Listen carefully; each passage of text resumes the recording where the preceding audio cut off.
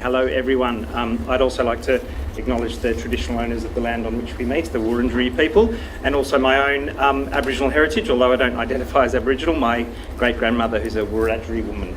I think there's an elephant in the room. It might be the same-sex marriage survey results. So to allow everyone to ignore me for a moment, does anyone have the results so that we don't have to check Twitter anymore? Yes. Yes, what are these results? Yes. It's a yes. Okay, we can all move on. Terrific. And on to other important things, not more or less important, but other important things that also affect society deeply. And I think it's strategic to be invited today as being one of the Red Dot speakers, along with animal health colleagues and other researchers and those who are interested in epidemiology and the use of data to inform policy and practice.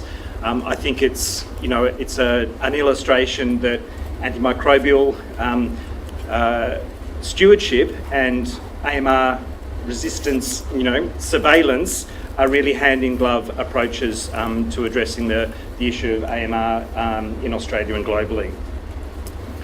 So the background that I want to talk about is a real top-shelf bug, carbapenemase producing Enterobacteriaceae. It's a mouthful, but all you really need to know is that it's enemy number one in the WHO listing of multi-drug resistant organisms, and it's because it's really, we're right down to the last line of antibiotics, where with this bug we're close to what we call pan-resistant organisms. So those organisms where there is literally nothing left that can be used for a bacterial infection. Back to the days of Jane Austen, where puerperal sepsis would have been treated with a cold cloth over the forehead and prayers. So we keep a very close eye on CPE, and Victoria has made it a priority in terms of surveillance. So carbapenemases are enzymes, and they confer resistance to carbapenems. So these are a class of antibiotics that used to be considered more of the last line of defence in treating bacterial infections, and now are useless against CPE. And it's no ordinary bug. It doesn't just cause mild bacterial infections. In an ICU setting, it's responsible for up to 50% mortality. So, there's a very good reason to keep a close eye on it. And it has outbreak potential. It can spread between people. It can be found in environmental settings that then become a reservoir for ongoing risk to people. So we've worked this out on the run, and I think this is a lesson for all of us, that we can come from a place of relative ignorance and relative inaction to one in which we've got a strategy and guidelines and an integrated approach that really is the envy of the rest of Australia. So now we identify transmission, we can implement the control arm of this is standard control measures that include very strongly infection prevention and control measures, but also a reminder to the antibiotic stewardship. We communicate the risk to other facilities so that they can do appropriate screening, and we use the data to inform response, so both in terms of the guideline development that we've gone through, but also in terms of exactly where we target our actions. So what is our VCSRU? So Victorian carbapenemase producing Enterobacteriaceae Surveillance and Response Unit. That needs another name. We should call it Jeffrey or something like that so that it rolls off the tongue. But basically, in Victoria we've gotten to the point where we say, let's have an agreement that every potentially resistant organism gets sent in for further characterisation. If it's identified as a CPE, let's then go through a process of finding out more about it. So we do confirmatory testing at our reference laboratory, MDU. The information gets sent to us in DHHS, even though it's not a notifiable organism in our regs and Public Health and Wellbeing Act, at least not yet. We've still got the agreement, so it's a de facto notifiable disease because everyone's doing it. And VICNIS, our Victorian nosocomial infection surveillance system team, are notified as well. And then the infection control actions are initiated as soon as we know about it. We go on from there, we confirm it. If it's not CPE, on that confirmatory testing, no further action. But if it is, we then go through the epi-data. So that means, where has someone been? When were they admitted to hospital? What were their previous admissions? What's their travel history? What kind of procedures have they gone through? Where have they been on the ward, and with whom have they been in contact? And at the same time, we're characterising the genetics of that organism. And they really are no good on their own. So you can't just look at the whole genome sequencing and say, oh, they're related, there's transmission going on. You have to know the epidemiological data, and vice versa. You can sometimes think that someone's transmitted to someone else, but then they're genetically distinct organisms, and indeed there's another story there, and you go digging again. So put it together, you then try and make a call on whether local transmission is occurring. So is this someone in a bed next door in a 4-bed ward who's transmitted? Is it someone in an ICU by virtue of poor infection control measures? Is it an environmental contamination that's then splashed onto someone else, a healthcare worker or a patient? If it's not local transmission, we keep an eye on numbers, and because it might be that next organism that's identified as the same one that makes us think, hey, there's something really going on here. Or we identify local transmission and we kick off an outbreak investigation. TRAs are our little moniker for transmission risk areas, and that's really to formalise and designate this is an area where we think local transmission has occurred, and there's a whole bunch of things that we want to take place in order to manage that risk. And it's been very successful. So we've identified a lot more bugs, we've identified local transmission, and we're identifying outbreaks, but we're getting on top of them really, really quickly. I mean, relative to other jurisdictions, other places in the world where it's become an endemic problem across the country, we have basically snuffed out these local transmission events and gone back to the kind of spattering background level of MROs. So there are lots of different genes. You'll hear about KPCs and NDMs, IMPs, VIMs and OXAs and oxalites. IMPs are the one that I'd like to focus on a little bit because they're probably our biggest problem. This is the whole plethora of those various CPEs, and you can see that when it rains it pours. It started off as a trickle. This is MDU investigating retrospectively the bugs that they had in their data bank and characterising them, and you can see that basically it's becoming a bigger and bigger issue. That could look problematic. I think that's what it looks like with eyes wide open versus squinting through and not really wanting to see what the issue is. We had a guideline develop following, you'll see the green bar. So these are the KPCs. The green bar is an indication of local transmission being identified back in late 2014 through to 2015.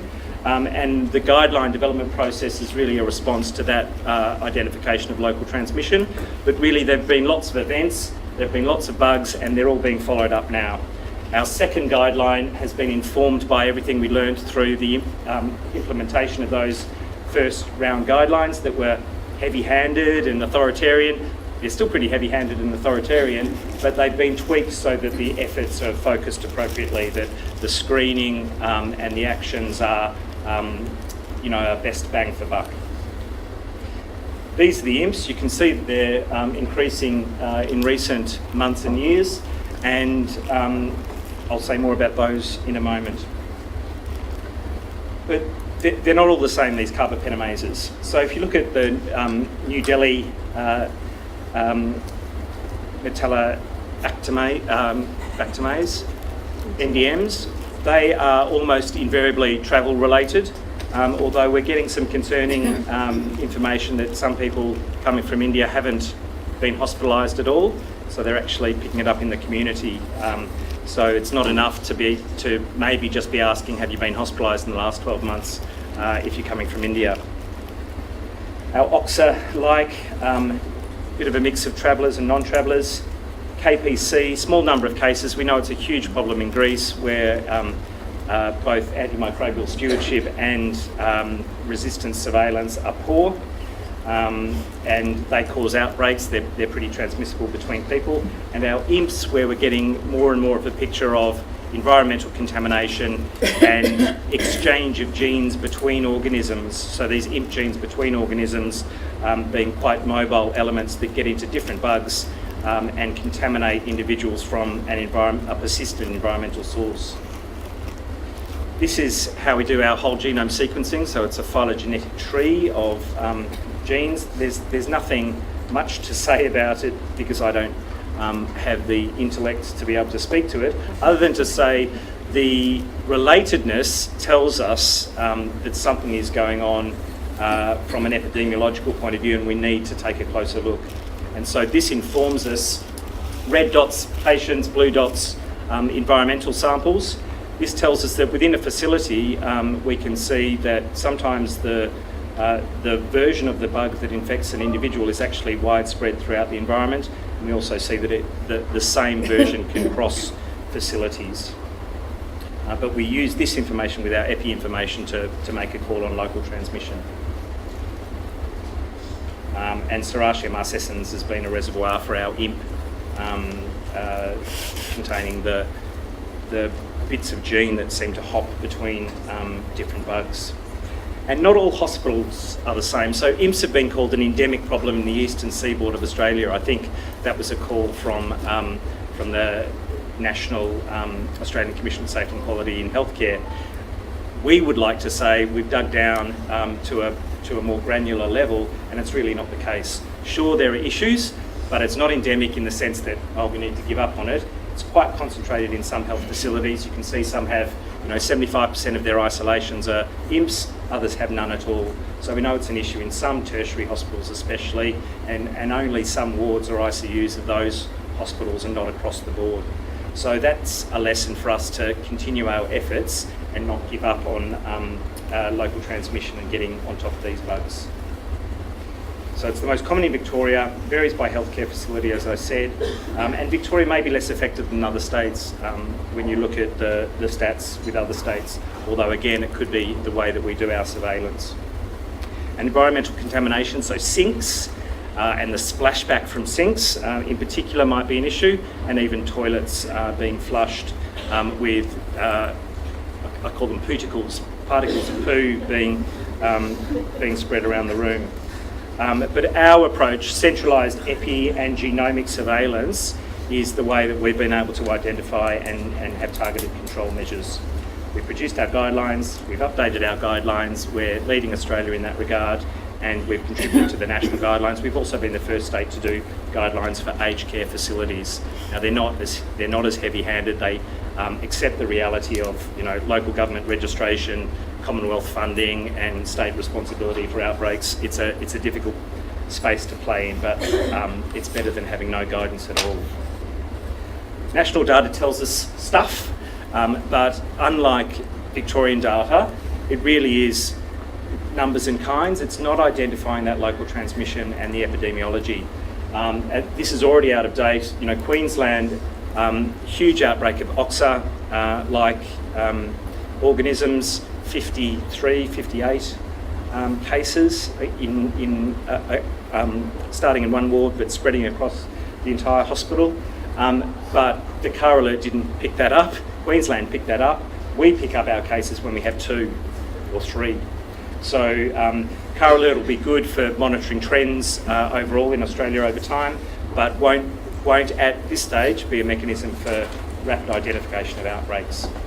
The national AMR strategy, the single most useful thing about the AMR strategy is that it's put this at the forefront of our thinking. It's talked about the fact that it is a One Health approach. It needs to consider environmental sources. It needs to look at the veterinary world and the animal health world at the same time as human health and surveillance.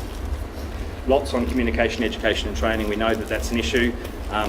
Whether it's in Jane Austen or whether it's Piglet turning to poo and saying, I'm glad they've reduced the volume of antibiotics in piggery intensive farming systems recently. Stewardship, again, these are pillars hand in glove with surveillance for AMR. Infection prevention and control will remain our single biggest ally in addressing local transmission. We need a national research agenda to understand those pathways of transmission and where we should focus our efforts and money and attention, and international partnerships are a big part of that. Our Victorian guidelines were strongly informed by Israel's response to basically having endemic CPE and turning it around and virtually making it disappear. And we know that governance is a real plus in being on top of this, because it brings the focus and the robust attention that this involves, because it's resource intensive and it costs money. Objective 7, ASTAG, of which I'm a member, provides expert advice on the emerging issues and strengthens linkages between governments, industry and professional bodies. It is, this is between community and primary care and hospitals. It's a public health and a hospital quality and safety issue. So those linkages are key, and bring One Health to the fore, understanding that animal health and human health are intimately linked. Almost all of these slides were put together by Courtney Lane, an AMR epidemiologist. So big thanks to her and the team at MDU, and my DHHS counterparts in communicable disease epi and surveillance and communicable disease prevention and control. But Peter Doherty hosts MDU, which does all of the genetic characterisation, also hosts VICNIS, and they do the epidemiological information collection for our cases as well, and Melbourne Uni for its support to MDU. That's it. Okay. Maybe questions are for the panel, but thank you.